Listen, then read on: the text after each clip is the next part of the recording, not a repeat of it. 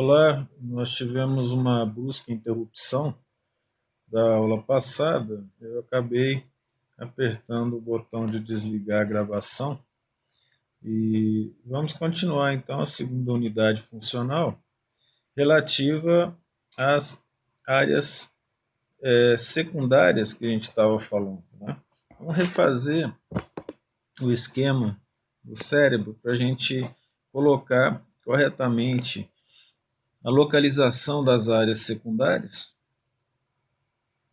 vamos dizer assim, o nossa estrutura cerebral geral, por exemplo. Então vamos recolocar aqui, ó, as áreas primárias, né? Só para relembrar que a área 17 de Brodmann, na região occipital.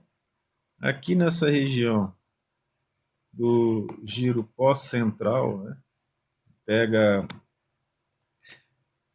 essas áreas de recebimento de informações.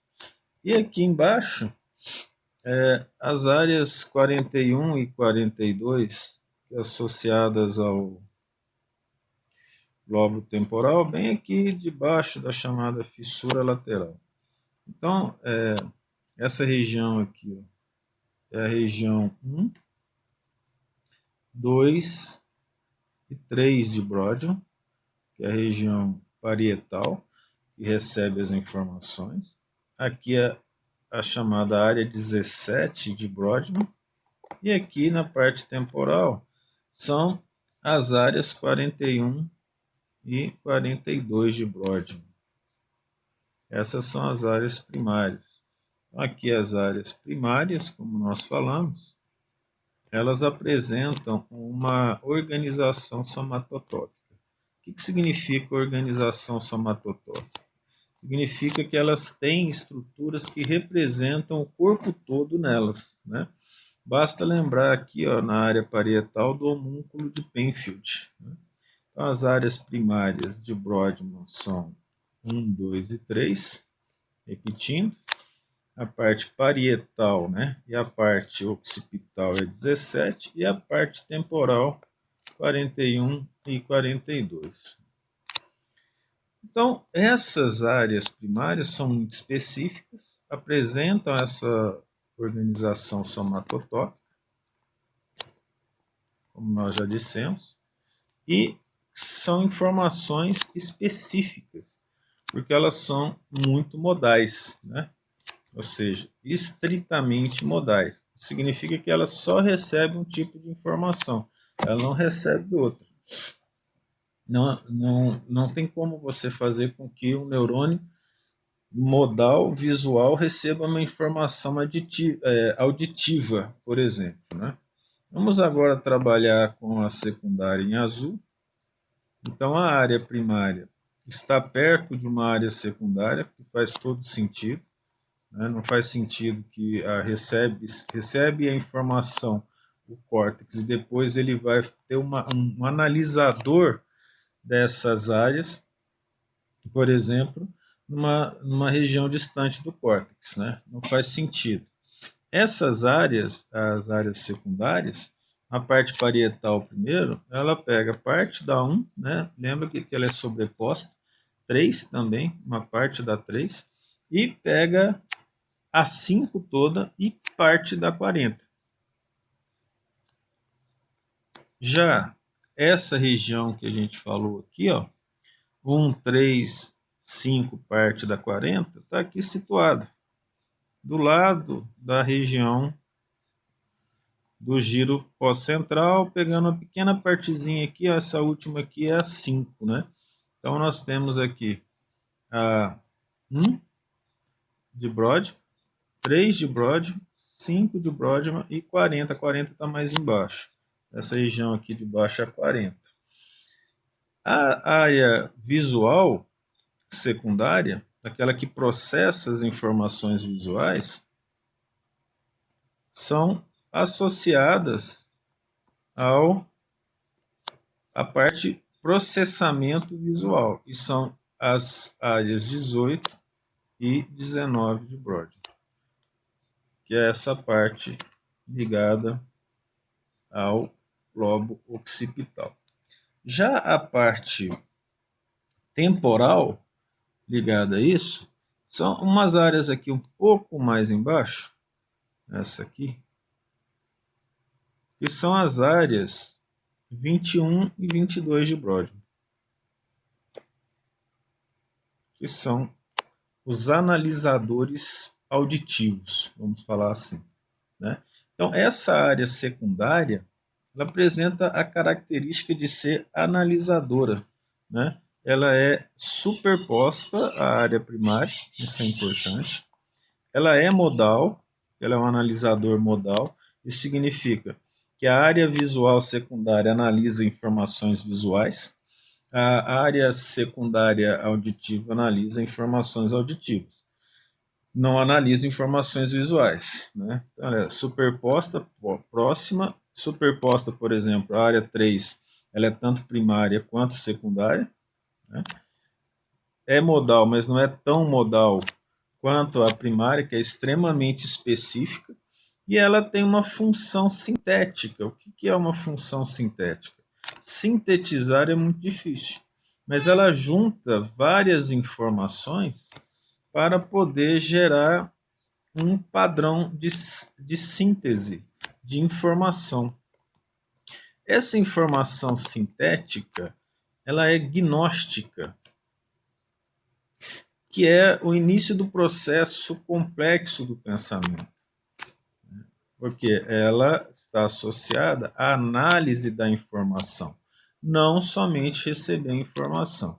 Se você lembra lá da nossa minhoca nas primeiras aulas, ela não tem condições de processar a informação, de ter um dado gnóstico, né? Ela recebe a informação e faz um processamento simples. No ser humano isso não acontece, esse processamento é muito complexo. Nessa região, ela tem muitos neurônios associativos. Lembra que quanto mais complexa a função cerebral, mais neurônios associativos existem, normalmente granulares pequenos, né? Muitos neurônios associativos associados a essas informações complexas ou a essa síntese de informações complexas. Quando nós falamos em neurônios associativos pequenos, nós estamos falando principalmente da camada 2, que é a mais desenvolvida nessa área secundária, né? Então, as áreas mais desenvolvidas aqui, ó, são principalmente as camadas 2 e 3.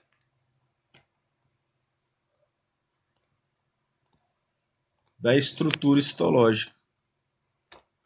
Então, não sei até que ponto vocês têm lembrança disso, mas essa camada 3 é uma camada formada por células piramidais pequenas. Então vamos relembrar aqui. Esse tipo de córtex aqui é chamado de córtex parietal. Vou colocar aqui o nome. Nós vimos o córtex granular, né? E esse córtex aqui, ele é chamado de córtex parietal porque ele é típico do lobo parietal. Mas você vai encontrar também no lobo occipital, né? Esse aqui é de acordo com o tipo. Então, a segunda e a terceira camada é difícil separá-las, porque elas são muito grandes e elas estão muito misturadas com pequenos neurônios piramidais e muitos neurônios associativos pequenos, né, que são neurônios granulares pequenos. Então, aqui a camada 1, ó, essa é a camada 2 e 3. A camada 4, obviamente, é uma camada também pequena, porque esses neurônios granulares grandes, eles não recebem muita informação do próprio córtex, recebem informação do ambiente, né? E a camada do neurônio piramidal precisa existir para tirar informações dessa região e, evidentemente, mandar para as zonas terciárias, né? E os neurônios fusiformes, com formatozinho de charuto, formam a camada 6, também uma camada pequena. em relação a tudo isso.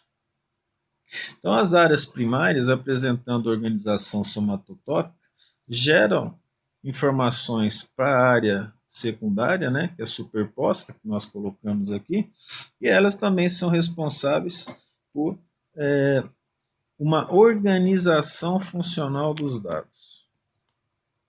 Então, essa função sintética está associada a uma organização funcional. O que significa essa organização funcional? Eu recebo uma informação durante o meu movimento, estou andando. Aí eu quero mudar de direção. Quando eu estou andando normalmente, eu nem penso para andar. Isso aí já é um reflexo condicionado medular e cerebelar, por causa do equilíbrio. Mas se eu quero mudar de direção, então eu tenho que sequestrar um grupo de musculatura diferente. E nesse momento eu tenho que realizar uma atividade sintética e tomar uma decisão. E essa decisão ela tem várias possibilidades, fazendo com que essas áreas trabalhem juntos. Eu preciso olhar para onde eu vou, eu preciso tomar cuidado em relação aos barulhos. Se você sente um mau cheiro, você normalmente não vai naquela direção, a não ser que você tenha uma intenção, e assim por diante. Então, a área secundária trabalha juntando várias informações. Então, quando se junta várias informações, de algum modo, né, apesar da especificidade, existem neurônios aí com várias modalidades, né? Não chega a ser um multimodal, como, por exemplo, numa área secundária, mas várias modalidades significa que é necessário associar as informações visuais, as informações auditórias ou auditivas, né, para poder gerar uma determinada resposta. Então, por exemplo, quando eu vou fazer alguma coisa, tem principalmente a informação visual, mas eu posso associar uma informação auditiva, elas são somadas. Eu não consigo, se eu separar uma da outra, como é que eu vou conseguir uma determinada resposta? E assim por diante.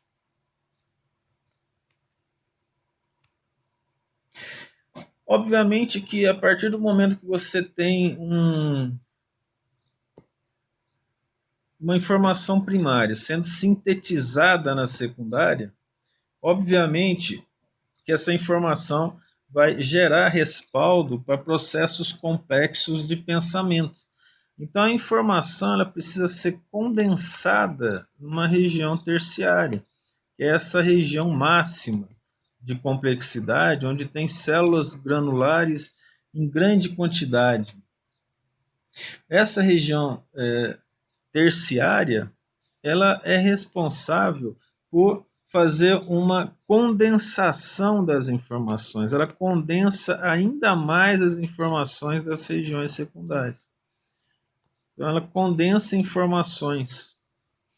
Ela busca informações, e não somente informações receptoras, auditiva, visual, mas ela busca informações do passado, do futuro, da memória, de experiências que o indivíduo possui ou de lembranças de alguém que contou alguma coisa para ele, né? Principalmente a mãe, não faz isso, meu filho, né? Então essas informações, esses analisadores, né? Eles agem, segundo Luria, em concerto, né? De uma forma bastante bonita. Ele fala assim, ó, como se fosse uma sinfonia.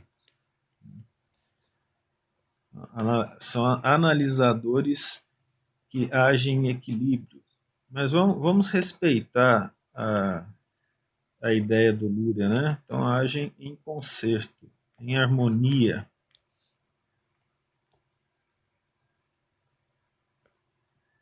Isso é bastante importante. As áreas associadas à área terciária, né, as regiões cerebrais, são regiões até grandes. Ó. Ela vai pegar toda essa área aqui, ó, do parietal, observe. Toda essa área parietal aqui.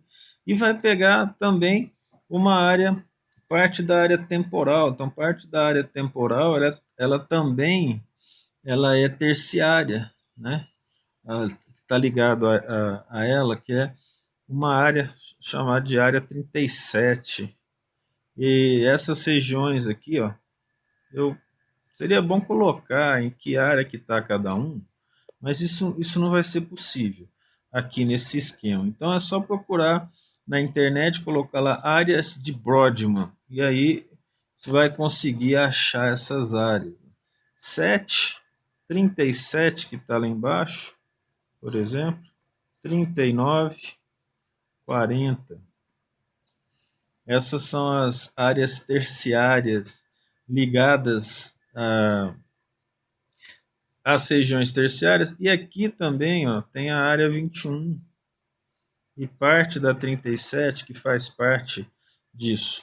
Então, essa região aqui, observe você que nós estamos trabalhando, ó, com as regiões posteriores do cérebro, né? As regiões sensitivas e analisadoras da sensibilidade, ela é posterior no cérebro. São as regiões mais velhas em termos evolutivos que os animais têm. Eles não têm a parte em grande quantidade dos neurônios associativos como nós temos, mas eles têm essa região maior, os animais mais complexos do que os animais menos complexos, né? E aqui a parte 21 e a parte occipital, ela está na região temporal. Os analisadores visuais, eles estão na região temporoparietal, né? E pega parte do occipital. Aqui é difícil fazer uma separação anatômica disso, né? Ela é mais histológica. Então, essa área terciária, ela pega o que nós chamamos de região chamada temporoparieto-occipital. Pega o temporal, né? Alguns dizem que a occipital não entra, mas entra sim com a área 37 de Brodmann.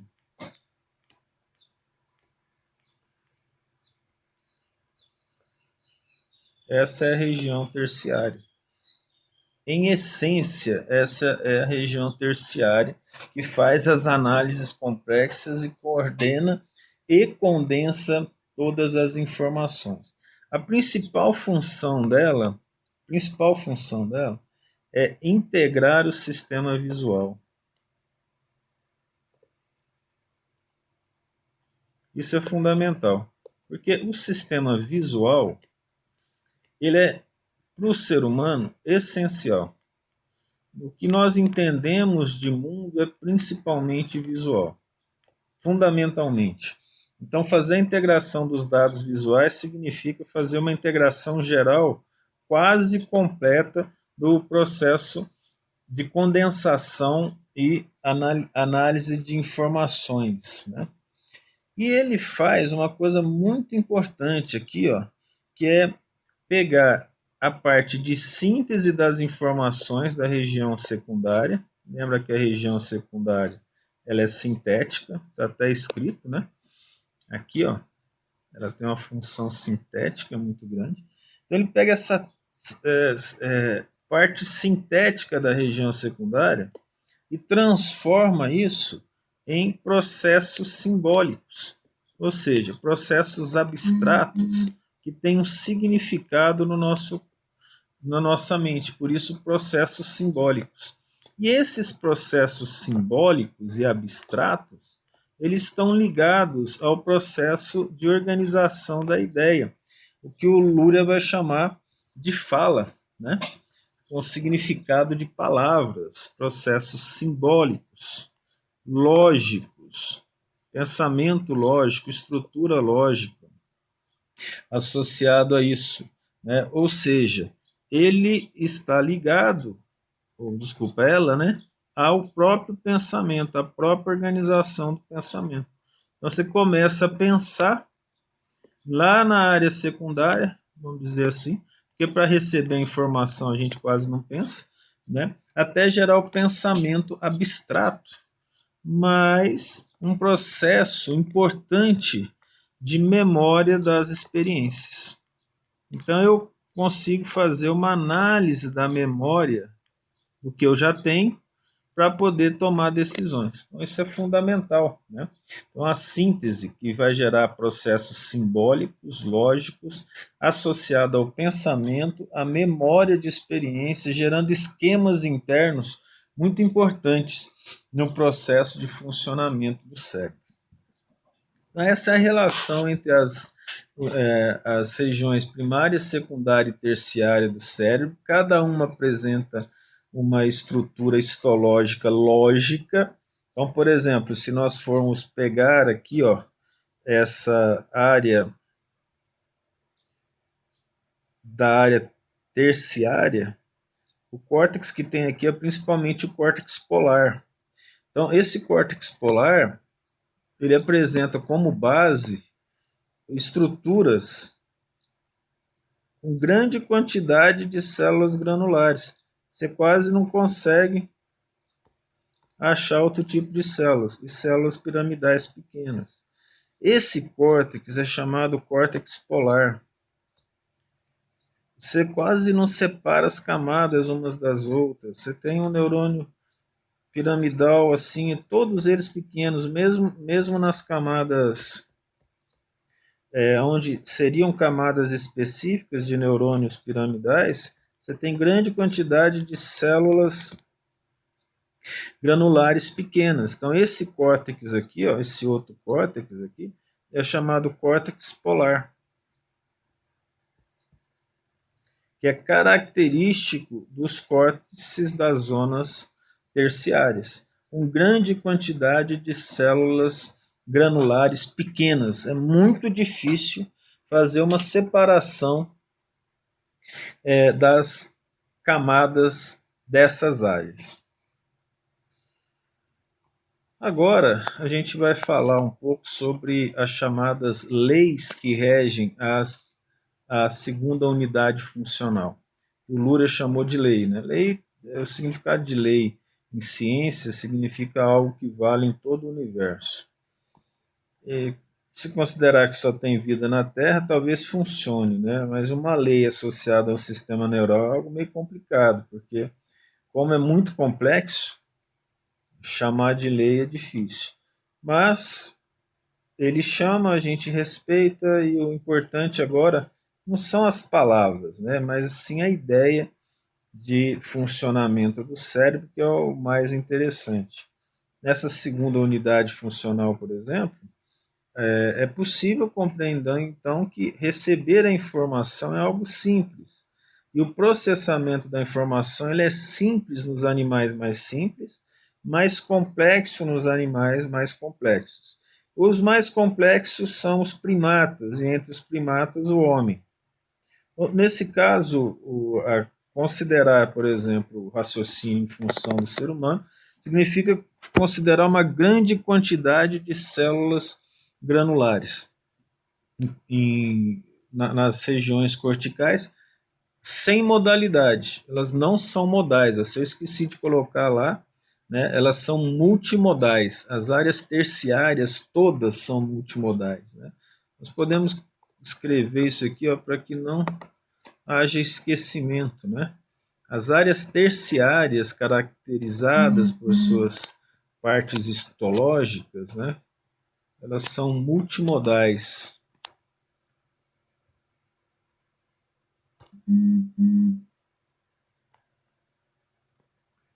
Apertar os botões sem querer aqui parece que está acontecendo muito hoje. Multimodais que elas não são modalmente específicas, não é mesmo? Então, esse grau de modalidade ele vai diminuindo da região das áreas primárias para as áreas secundárias. Então, vamos seguir aqui o que o Luria falou. Leis que governam, né, que regulam, colocar governam, não, que regulam a segunda unidade funcional. Essas leis são importantes para a gente entender o funcionamento melhor delas mesmas, né? Então, a primeira lei, ela está associada a uma estrutura hierárquica. Tanto é que ele chama de lei de hierarquia, né? Lei hierárquica das zonas corticais. Quando ele chama de hierárquica, significa que existe uma necessidade de que aconteça algo em uma região para que aconteça na outra. Isso nós vamos ver que não é sempre verdade, dependendo da idade do indivíduo, né? Ou até do tipo de indivíduo, ou da espécie do indivíduo. Então, o que essa lei diz? Ela diz o seguinte: ó, a região primária, ou as áreas primárias, são modalmente específicas. E a área secundária desenvolve a partir dela. Então, numa criança, se você tem uma área primária defeituosa, a área secundária não se desenvolve corretamente. E se ela tem esse defeito na área primária, a área secundária não se desenvolve, nem a terciária. Então, o indivíduo, por exemplo, que tem um determinado problema na região sensitiva, a parte ligada à organização sintética vai se perder e a parte associada à organização do pensamento não vai se desenvolver muito bem. Esses são os pontos essenciais aqui, né? Como é que funciona isso? A primária, então, gera a organização da secundária e que gera a organização da terciária. Ou seja, se vocês compreenderem, vai passar da região de síntese, ou seja, a secundária gera uma síntese, para uma parte mais complexa, que é feita na região terciária. Então, sintetiza a informação e torna essa informação pensamento abstrato. A gnosia gera pensamento abstrato. Isso aqui é fundamental em termos de entendimento. Aí, para ilustrar isso, o que acontece com a criança? Na criança, uma lesão da área primária, por exemplo, ela não permite o desenvolvimento das outras.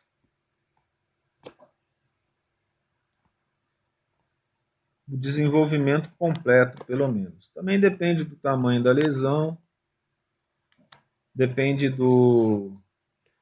da idade, porque você fala criança, né, mas depende da idade também. Precisa pensar na capacidade de recuperação do cérebro, né? Então, uma lesão da área primária diminui o desenvolvimento das outras áreas, das outras duas áreas. Interessantemente, e essa foi uma observação do Lurie, e que é bem importante para a gente, é o seguinte: já no adulto, depois que o indivíduo aprendeu a usar as áreas primárias, a coisa é diferente. Por quê? Porque ele já não é mais dependente das áreas primárias e secundárias. Porque as terciárias são dominantes. Então, se ele tiver uma lesão da área primária, não afeta o processo, ou quase não afeta, os processos ligados ao pensamento. Ele continua gerando as funções de uma maneira praticamente normal, porque foi desenvolvido um sistema lógico. E essa é uma situação que nos faz pensar. Hoje fala-se muito do ensino de metodologia ativa, isso é importante. Essa metodologia ativa pode ser aplicada desde a criança até o adulto. No entanto, é preciso pensar se a criança consegue aprender sozinha, já que os processos lógico-mentais dela estão se formando. Então, o aprender sozinha pode ser um desgaste muito grande e estressante, né? Isso aí poderia gerar até um artigo para a gente pensar nessa situação, porque seria estar forçando uma situação fora de hora para a criança. Ou seja, ela ainda não tem a área terciária dominante. O pensamento abstrato dela não é dominante. Aí, se eu fizer com que ela aprenda sozinha, sem condições de aprender sozinha, isso pode gerar um estresse, um desgaste imenso. A segunda lei é a chamada lei da especificidade decrescente, que é a questão de ser modal ou não, que nós já vimos. O que significa especificidade decrescente? Quanto mais complexa é a área ou a função da área, menos específica ela é, menos modal ela é. Então, também podemos fazer aqui um raciocínio interessante ligado a isso. As áreas primárias são mais específicas do que as secundárias. Óbvio. Pelo menos é o que a gente tem falado e tem mostrado, né? Quando a gente fala óbvio, é óbvio agora, em que nós entendemos esses processos de obtenção de informação e a análise disso, né? Senão não seria tão lógico assim. Só uma neuroanatomia, por exemplo, ela não daria condições de ter um raciocínio desse. Uma neurohistologia, se dada em determinada profundidade, talvez. Acontece que isso é trabalhado de uma maneira muito superficial, né? Para a gente que gosta de neuro, seria importante que trabalhasse mais detalhes as partes de neuro dadas na universidade. Então, essa parte aqui, ó, primária, ela é modal máximo. Repetindo, o neurônio dessa área só recebe informação específica da área. O neurônio visual só responde à informação visual. Sensório geral, só a sensibilidade geral. Auditivo, só auditivo. Ela está associado a quê? As pistas particulares. As informações são particulares. Fundamental. Isso significa modal máximo. Se é particular, preciso associar essas informações particulares. Onde que acontece essas associações, essas relações? Através das áreas de associação-projeção. Ou seja, as áreas que associam a região, a área primária com a terciária. Olha que interessante. Além de ser uma área responsável pela parte sintética, ela também é responsável por levar informações das áreas primárias para as terciárias. Então, são áreas de associação-projeção. Essas áreas secundárias aqui, né? Que tipo? Gnóstica. O que significa? Já gera conhecimento, já começa o processo de pensamento ligados a ela, né? Mas principalmente associados à visão, que é o que nós mais recebemos de mundo. Se for trabalhar esse raciocínio com cachorro, a parte visual não seria tão importante como no humano, porque tem a região olfatória e auditiva muito desenvolvida, né? Ela gera dessas pistas particulares, que nós podemos colocar aqui, ó, somatotópica,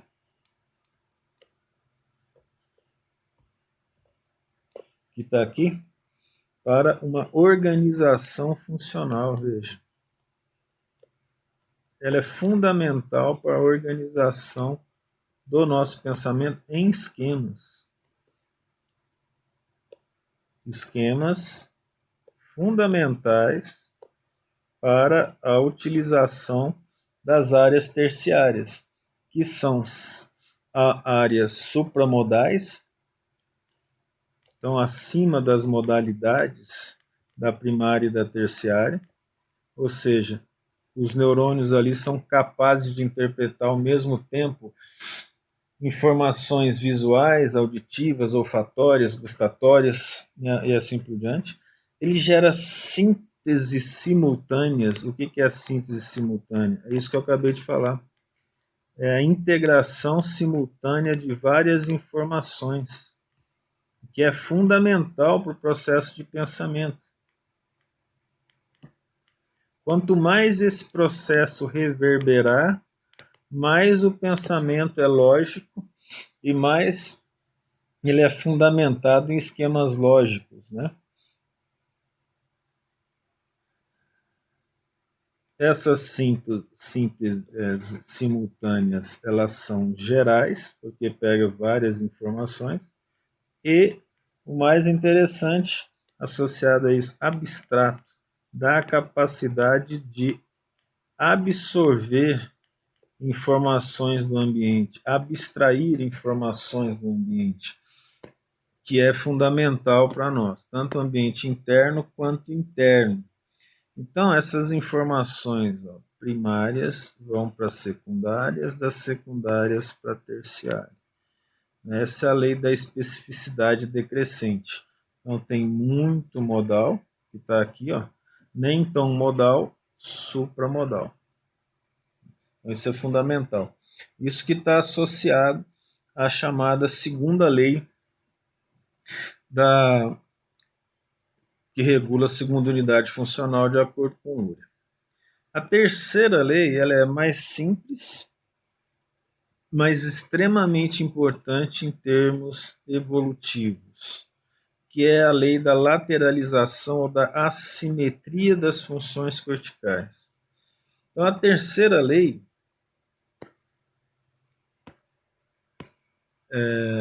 ela é estudada por vários pesquisadores em áreas muito diferentes. Por exemplo, o pessoal da primatologia, eles querem saber se os macacos têm preferência de mão na hora de catar alimento, se eles usam mais a direita ou a esquerda. Isso é uma maneira indireta de saber se o cérebro deles apresenta assimetria. Quanto mais assimétrico em termos funcionais o cérebro, mais complexo é o indivíduo.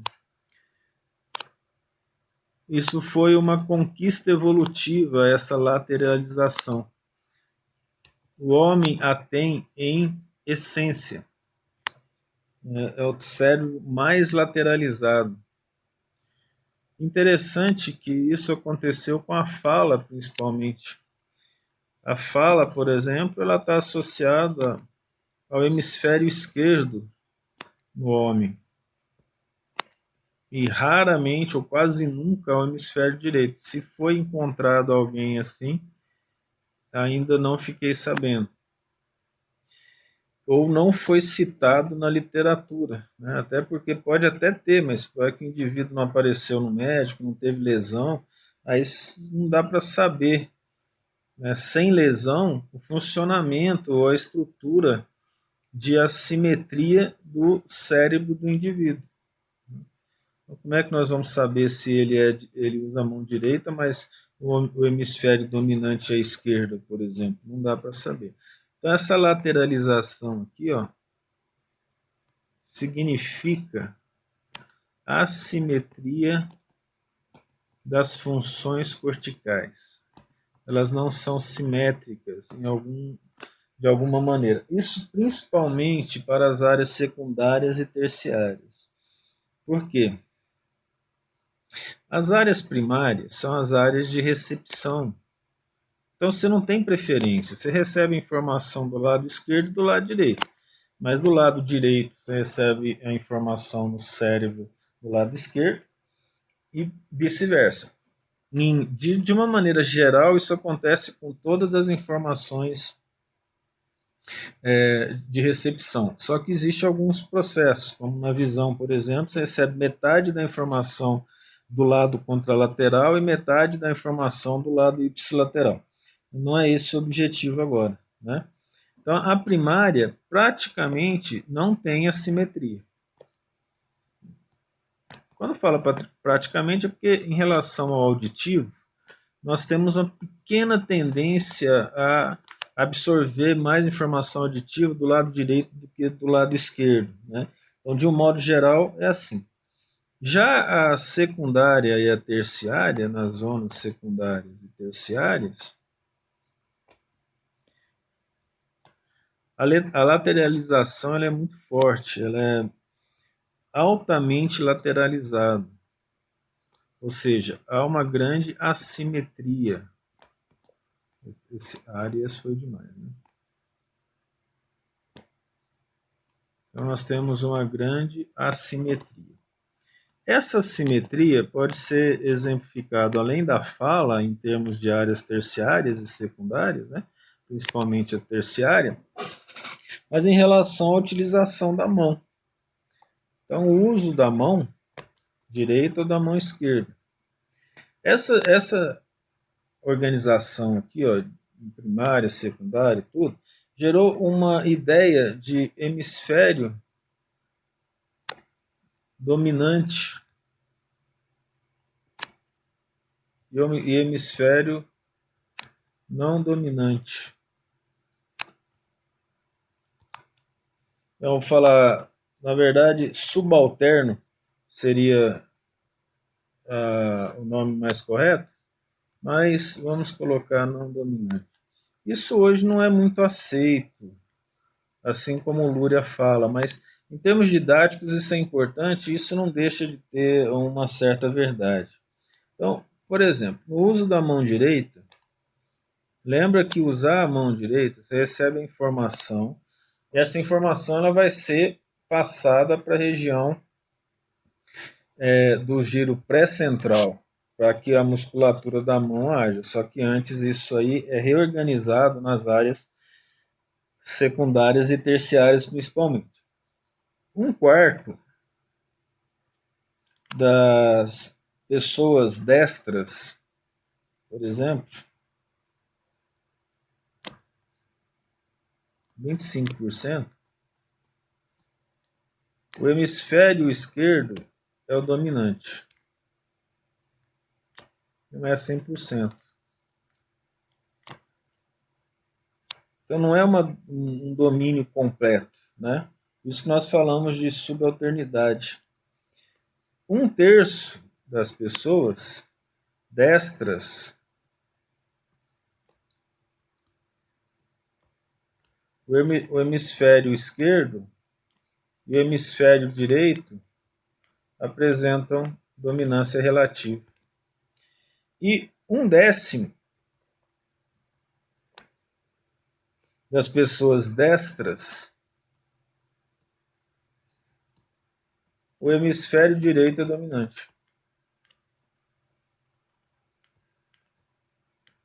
E uma quantidade de 0,01% da população é ambidestra. Aí não existe domínio nem de hemisfério e nem de mão, de musculatura associada a isso. De uma maneira geral, isso não é, isso aqui é para dar exemplo, não é para entrar em detalhes, né? Mas o hemisfério esquerdo ele está associado com atividades superiores de pensamento, de lógica, de compreensão da realidade. Então, são atividades superiores vinculadas à fala. Lembra que para Lúria, fala significa pensamento. Ou seja, a fala foi que desenvolveu o cérebro humano, segundo ele, inclusive em termos sociais. Sem a fala, a dificuldade de desenvolvimento da civilização, segundo Luria e os seus colegas da psicologia soviética, teriam sido bem mais demorados, né? Então ele gera esquemas lógicos, como nós falamos, não só lógico de raciocínio, mas lógico gramatical, por exemplo, e uma memória verbal, muito importante, vejo que está associada à fala também, né? Memória verbal é para você lembrar aquilo que você vai falar, que já foi falado, que você até imita isso. Já o hemisfério direito, ele tem a característica de ter um papel subalterno.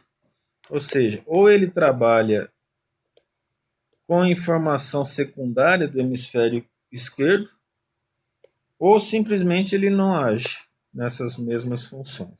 Hoje em dia, se você quiser estudar, você vai ver que está associado ao hemisfério direito artes, criatividade, emoções, mas a verdade é que todos eles trabalham juntos, não é um trabalho somente de um hemisfério, um trabalho geral. Hoje nós sabemos disso, mas a dominância de fato existe. Então, até a próxima aula.